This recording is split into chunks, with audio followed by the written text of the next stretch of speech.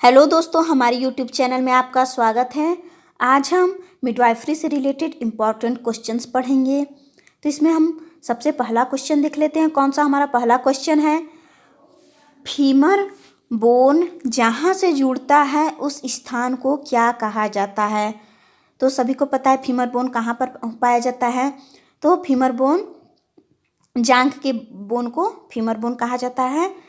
ये सबसे लंबा बोन होता है। तो ये बोन जहाँ से जुड़ता है उस स्थान को क्या कहा जाता है? ये मोस्ट इम्पॉर्टेंट क्वेश्चन है, आप इसे नोट कर लीजिए। ये मोस्ट इम्पॉर्टेंट क्वेश्चन है कि फीमर बोन जहाँ से जुड़ता है उस स्थान को क्या कहा जाता है। ऑप्शन देख लेते हैं। Ligament, acetabulum, sacroiliac joint. तो इसका राइट आंसर होगा एसिटाबुलम। एसिटाबुलम ये मोस्ट इम्पॉर्टेंट क्वेश्चन है। अक्सर एग्जाम में पूछा जाता है कि एसिटाबुलम को क्या कहा जाता है, कहाँ पर है।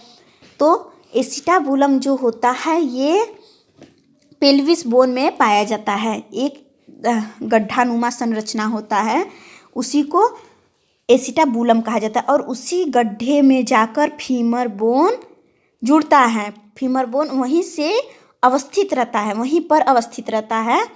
तो उस स्थान को एसिटाबुलम कहते हैं। अगर क्वेश्चन पूछता है फीमर बोन जहाँ से जुड़ता है उस स्थान को क्या कहा जाता है? एसिटाबुलम। एकदम याद रखिए, एसिटाबुलम। नेक्स्ट क्वेश्चन है longest diameter of foetal skull. Foetal skull का सबसे लंबा डायमीटर कौन सा होता है? तो ऑप्शन है सब ऑक्सीपिटो ब्रैगमेटिक, ऑक्सीपिटो फ्रंटल, मेंटो वर्टिकल, सब मेंटो वर्टिकल। इसका राइट आंसर हो जाएगा मेंटो वर्टिकल। जो होता है मेंटो वर्टिकल पूरा मिलाकर 13.5 सेंटीमीटर का होता है। जो मेंटो वर्टिकल होता है ये 13.5 सेंटीमीटर का होता है, जो कि किसी का डायमीटर इतना ज़्यादा नहीं होता है। फीटल स्कल में किसी का भी डायमीटर 13.5 सेंटीमीटर से ज़्यादा नहीं होता है। सिर्फ 13.5 मीटर का मेंटो वर्टिकल का ही डायमीटर होता है, इसलिए ये लॉन्गेस्ट डायमीटर होता है। अब सब ऑक्सीपिटो ब्रैगमेटिक की बात करें तो इसका डायमीटर हो जाता है 9.5 सेंटीमीटर। 9.5 सेंटीमीटर। और ऑक्सीपिटो फ्रंटल की बात करें तो इसका हो जाता है 11.5 सेंटीमीटर। अब सब मेंटो वर्टिकल की बात करें तो इसका हो जाता है 11.5 सेंटीमीटर। तो आप देख सकते हैं कि सबसे ज़्यादा किसका है, तो सबसे ज़्यादा है मेंटो वर्टिकल का 13.5 सेंटीमीटर, इसलिए इसका राइट आंसर हो जाएगा मेंटो वर्टिकल। नेक्स्ट क्वेश्चन है एंटीरियर फोंटानेल्स को किस अन्य नाम से जाना जाता है? अक्सर एग्जाम ये क्वेश्चन पूछा जाता है कि एंटीरियर फोंटानेल्स को किस अन्य नाम से जाना जाता है। तो ऑप्शन में है लैम्डा, ब्रेगमा। इसका राइट आंसर होगा ब्रेगमा। ब्रेगमा जो है, ब्रेगमा को एंटीरियर फोंटानेल्स के नाम से भी जाना जाता है। और लैम्डा को, अब लैम्डा की बात करें तो पोस्टीरियर फोंटानेल को लैम्डा के नाम से जाना जाता है। तो आप दोनों को ये क्लियर हो गया होगा कि एंटीरियर फोंटानेल्स और पोस्टीरियर फोंटानेल। अब एंटीरियर फोंटानेल्स बंद कब होता है और पोस्टीरियर फोंटानेल कब बंद होता है? तो अगर बात करें एंटीरियर फोंटानेल की कि ये कब बंद होता है, तो ये 1.5 साल में बंद होता है। और पोस्टीरियर फोंटानेल की बात करें तो पोस्टीरियर फोंटानेल जो होता है वो 1.5 मंथ्स में ही बंद हो जाता है। तो ये होता है 1.5 ईयर्स में बंद, और लैम्डा जो होता है 1.5 मंथ्स में बंद होता है। तो आप दोनों को ये क्लियर हो गया होगा कि कौन 1.5 साल में बंद होता है और कौन 1.5 महीने में बंद होता है, और एंटीरियर फोंटानेल को क्या कहते हैं, पोस्टीरियर फोंटानेल को क्या बोलते हैं। नेक्स्ट क्वेश्चन है नंबर ऑफ फेस बोन, यानी कि चेहरे की हड्डियां कितनी होती हैं, इसकी संख्या कितनी है। तो देख लेते हैं ऑप्शन में 10, 12, 14, 16। तो इसका राइट आंसर हो जाएगा 14। जो चेहरे में टोटल अस्थियां होती हैं वो 14 होती हैं। नेक्स्ट क्वेश्चन है parts of pelvic bone. Pelvic bone के भाग कौन कौन से होते हैं? तो इसमें देख लेते हैं इनोमिनेट, सैक्रम, कॉक्सिक्स। तो इनोमिनेट बोन जो होता है उसकी संख्या 2 होती है, सैक्रम की संख्या 1 होती है, नॉमिनेट की संख्या 2 होती है, सैक्रम की संख्या 1 होती है और कॉकिक्स की संख्या 1 होती है। तो टोटल कितने हो गए? 4। तो पेल्विक बोन कितनी हड्डियों से मिलकर बना है? 4। और पार्ट्स कितने हैं? 3 पार्ट्स हैं। इनॉमिनेट बोन 2, सैक्रम 1, कॉकिक्स 1। अब हम आगे इसको फिगर के माध्यम से अच्छे से समझ लेते हैं पेल्विक बोन के भाग। यहाँ आप फिगर में देख सकते हैं कि ये पूरा पेल्विस का फिगर बना हुआ है। तो ये जो है ये यहाँ से लेके यहाँ तक, ये यहाँ से लेकर यहाँ तक, ये सभी क्या है? इनॉमिनेट बोन है। तो इनॉमिनेट बोन कितने हो गए? एक इस साइड का, एक इस साइड का, तो कितने हुए? 2 हुए। अब हम बात करते हैं सैक्रम की। तो सैक्रम कितने हैं? सैक्रम ये 1। ये सैक्रम जो होता है वो 5 हड्डियों से मिलकर बनाता है। याद रखिएगा, सैक्रम जो होता है 5 हड्डियों से मिलकर बनाते हैं। देख सकते हैं यहाँ पर 1 2 3 4 5, ये 5 हड्डियों से। और इसके जस्ट नीचे देखिए नुकीला जो पार्ट है, इसको क्या बोलते हैं? कॉकिक्स। तो कॉकिक्स 1 हुआ, सैक्रम 1 हुआ और इनॉमिनेट बोन 2 हुआ। तो कुल मिलाकर टोटल कितने हो गए? 4 हो गए।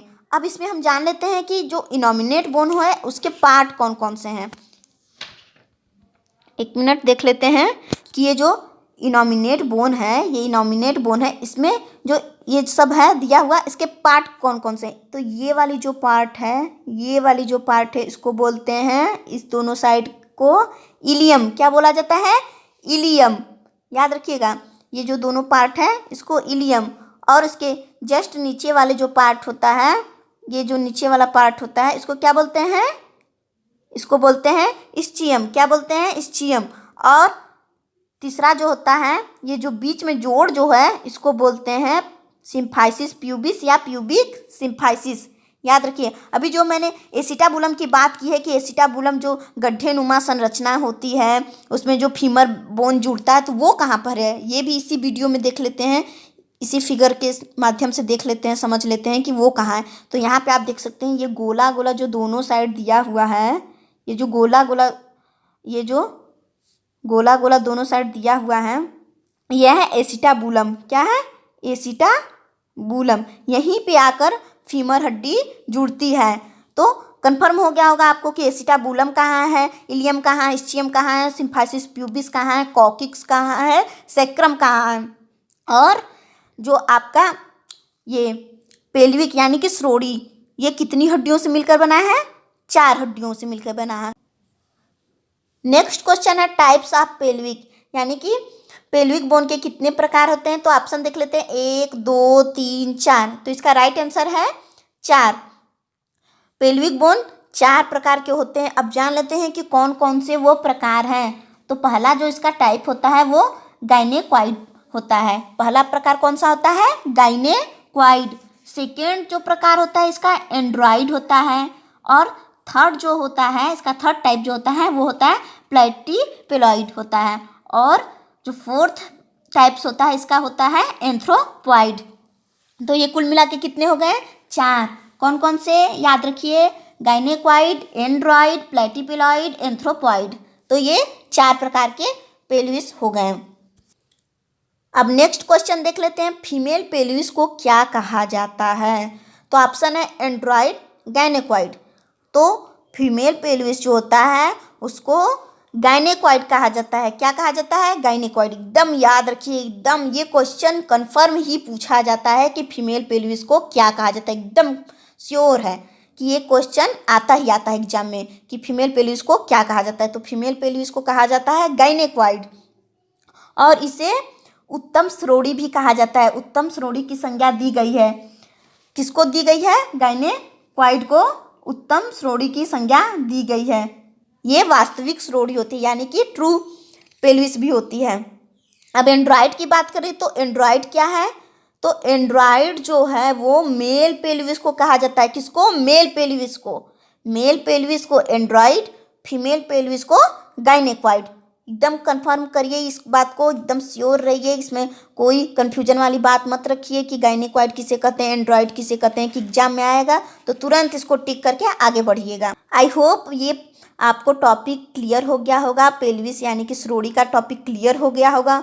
अगर आपको ये वीडियो अच्छा लगा तो इसको शेयर ज़रूर करें, कमेंट करें, लाइक करें और चैनल को सब्सक्राइब करें। चैनल को सब्सक्राइब करने के बाद बेल आइकन ज़रूर प्रेस करें ताकि आपके पास सबसे पहले नोटिफिकेशन पहुँचे। Thank you.